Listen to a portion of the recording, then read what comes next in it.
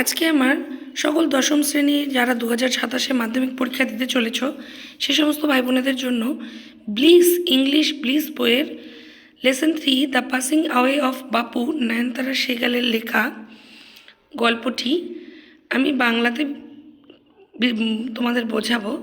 তোমরা একটু মন দিয়ে শোনো, আশা করি তোমাদের ভীষণ ভালো লাগবে।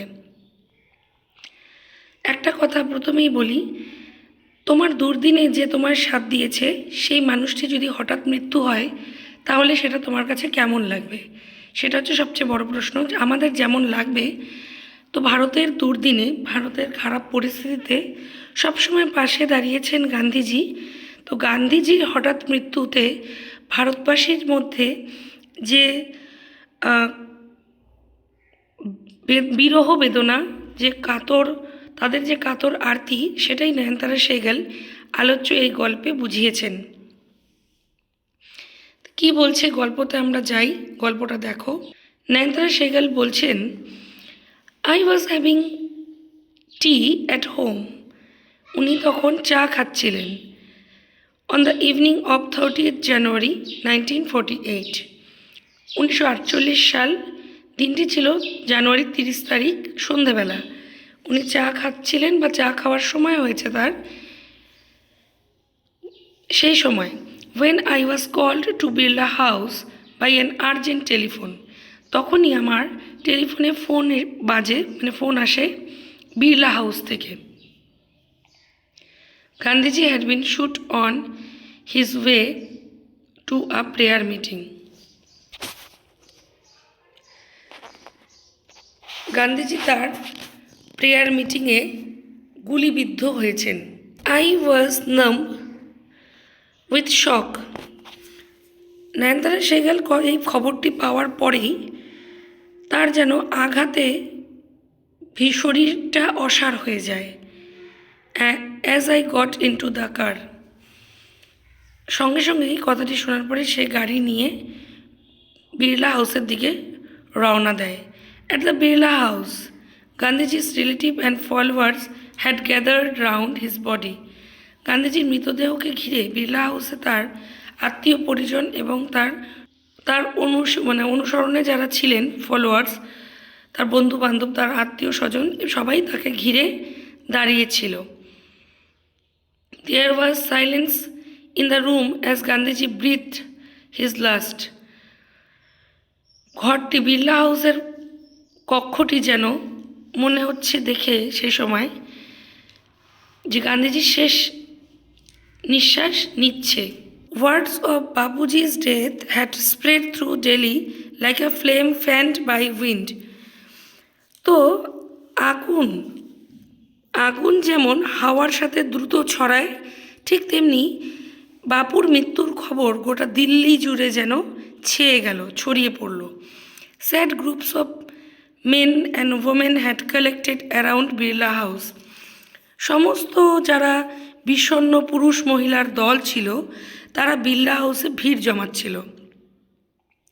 Out of every window one could see a brown blur of faces. প্রতিটি জানালা দিয়েই দেখা যাচ্ছিল মুখ ব্লার, মানে একদম ঝাপসা, অস্পষ্ট মানুষের মুখের ভিড়। They did not make a sound, তারা কোনো রকমই শব্দ করছিল না। There was an unnatural silence, যেন এক অস্বাভাবিক নীরবতা সেখানে বিরাজ করছিল, সেখানে বলতে Birla House. It was as if time stood still for those few minutes, মনে হচ্ছিল ওই কয়েক মিনিটের জন্য সবাই থমকে গেছে। নেক্সট পেজে দেখো, the people were to stand to speak in beginning. শুরুর দিকে মানুষ এতটাই হতভম্ব হয়ে গিয়েছিল যে কথাই বলতে পারছিল না। Later they clamoured wildly shouting and crying. তারপর তারা তুমুল চিৎকার করতে শুরু করলো এবং কাঁদতে লাগলো। They jostled around in a stampede to break into the house.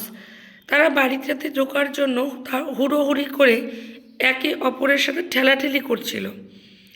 They calmed a little when it was announced that they would be allowed to see Gandhiji before the funeral. যখন একটা ঘোষণা করা হলো যে তারা গান্ধীজির অন্ত্যেষ্টিক্রিয়ার আগে গান্ধীজিকে দেখতে পাবে, তখন তারা একটু শান্ত হলো, তখন পরিস্থিতিটা স্বাভাবিক হলো একটু, মানে অতটাই মানে হইচই চিৎকারটা একটু কমলো। When one is faced with the shock of a loved one's death, one whimpers. মানুষ যখন ভালোবাসার কোনো লোকের মৃত্যুতে শোকের মুখোমুখি হয় তখন তারা গুঙিয়ে গুঙিয়ে কাঁদে। গুঙিয়ে গুঙিয়ে কাঁদে মানে ফুপিয়ে ফুপিয়ে কাঁদা বলে না, ওটাকেই বলছে এখানে whimpers. What will becomes of me now that he was left me? বলছে তিনি তো আমায় ছেড়ে চলে গেলেন, আমার কি হবে? প্রত্যেকটি মানুষের মুখে যেন এই বার্তা বা এই কথা শোনা যাচ্ছিল। This was surely the question uppermost in the mind of the mourning people. শোকার্ত মানুষগুলির মাথায় নিশ্চিতভাবেই এই প্রশ্নটিই ঘুরছিল। প্রত্যেকে যারা শোকস্তব্ধ ছিল প্রত্যেকেই এই কথাটি বারংবার অনুভব করছিল এবং মুখেও উচ্চারণ করছিল। They looked like lost children. তারা যেন, তাদেরকে দেখে যেন অনুভব হচ্ছিল তারা যেন কোনো হারিয়ে যাওয়ার শিশু। একটা হারিয়ে যাওয়ার শিশু যেমন দিকবিদিক জ্ঞানশূন্য হয়ে যায়, কোনো কিছু বুঝতে পারে না, ঠিক সেরকম মানুষগুলিও যেন তাদের পিতাকে হারিয়েছে। সত্যিই তো গান্ধীজি আমাদের পিতাই ছিলেন, তো সেই কারণেই তার মৃত্যুতে ভারতবাসী শোকস্তব্ধ হবে, এটাই তো স্বাভাবিক, তাই না? It was the question in many of our hearts as we sat, still shocked and unbelieving. বলছে এই একই প্রশ্ন আমাদের অনেকের হৃদয়েও ছিল, যারা তখনও মর্মাহত অবস্থায় বসেছিলাম আর বিশ্বাস করে উঠতে পারছিলাম না। আমি বলতে এখানে নয়নতারা সেহগল নিজেকে বলছেন। We listened to the broadcast telling the people of India that their Bapu was no more. আমরা রেডিওর ঘোষণা শুনলাম। তখনকার দিনে রেডিওই বেশি চলতো, এখনকার দিনের মতো এত সোশ্যাল মিডিয়া এসব কিছু ছিল না, তাই রেডিওতেই সমস্ত জিনিস টেলিকাস্ট হতো। তো তখন রেডিওতে টেলিকাস্ট হচ্ছে যে বাপু, যে কিনা আমাদের জাতির পিতা ছিল, সেই বাপুর মৃত্যু সংবাদ ঘোষণা হচ্ছে রেডিও মারফত। কি বলা হচ্ছে দেখো, ভারতবাসীকে বলা হচ্ছে যে তাদের বাপু আর নেই। ইউনিট 2, ইউনিট 3 এর ভিডিও আমি 2-1 দিনের মধ্যেই পোস্ট করব, তোমরা একটু সঙ্গে থেকো। আজকের এই বোঝানোটি তোমরা বুঝতে পেরেছো কি না একটি লাইক দিয়ে অন্তত আমাকে জানিও, তোমাদের কাছে এটা অনুরোধ থাকলো। আর যারা আমার চ্যানেলের সাথে এখন যুক্ত হওনি তারা সাবস্ক্রাইব করে দিও, পাশে থাকা বেল আইকনটি প্রেস করে দিও, কারণ তোমাদের জন্য প্রয়োজনীয় ভিডিও আমি আনতে থাকবো।